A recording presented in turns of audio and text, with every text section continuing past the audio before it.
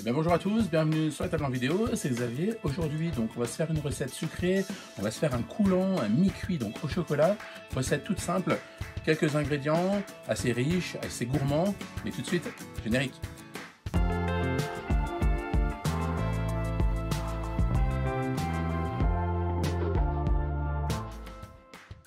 Allez, on regarde tout de suite donc au niveau des ingrédients, qu'est-ce qu'il va nous falloir.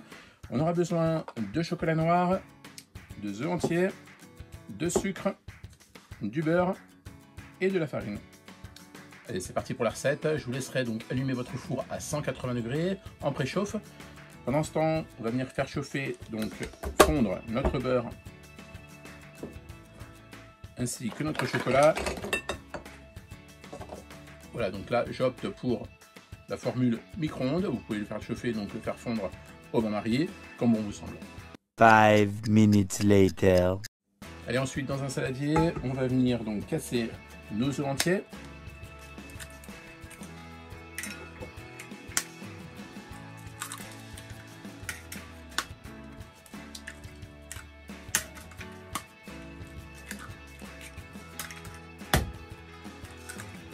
Voilà, on va y ajouter notre sucre semoule.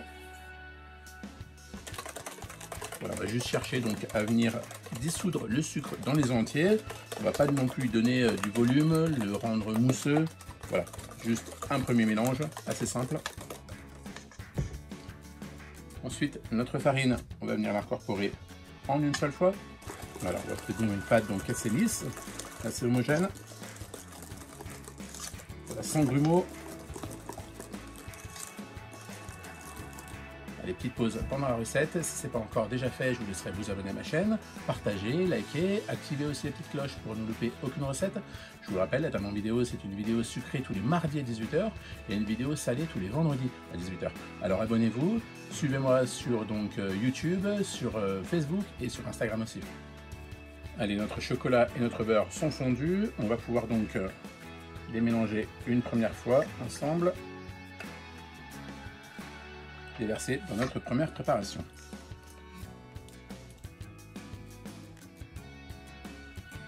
Le chocolat, les œufs, le sucre, la farine et le beurre.